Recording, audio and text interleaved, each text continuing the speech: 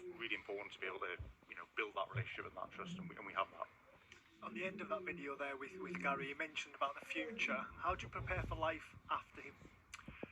Well, it's I'll be honest, it's not something I'm losing a lot of sleep over at the minute.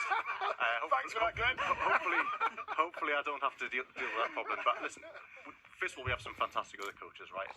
It's not just one coach in the club. We also have Justin Cochran, Kevin O'Connor, some fantastic, Keith Andrews, fantastic coaches.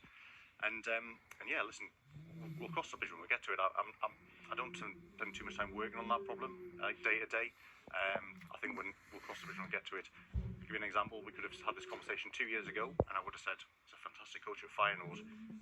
He would have been a perfect fit for us. But of course, he's in the other dressing room, isn't he, today? So he's a bit out of reach for us. So we'll look after that problem at the time. Phil, you were here when Thomas was kind of bumped up to the boss, so to speak. Did you think that he could do this job as well as he has? Was it a surprise? You always hope. You always hope that he's going to be able to take that role on. And I knew we were getting a very good coach. I've said this to Thomas myself. I knew we were getting a good coach on the grass. But the bit that really stood out for me was that the people side of it, the human touch that the players, really buy into. So that's been the bit that's been the standout for me.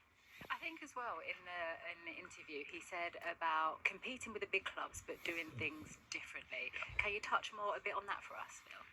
Yeah, well, we kind of have a bit of a mantra of never taking the way things done in football as the only way to do things. So we've tried to do some things in the past. Probably the best example is when I joined. We hired a set piece coach called Gianni Vio, and that was unusual at the time. And he was followed by another set-piece coach called Nico Javert, who's at Arsenal, and then Andres Georgeson's at Man United now, and Bernardo Cueva, who's at Chelsea now. So we kind of were probably one of the first clubs who really took that idea of a set-piece coach, and that was a bit different at the time. But now I think even the big clubs are adopting that model. And I think we saw on Tuesday in that amazing game against Manchester City just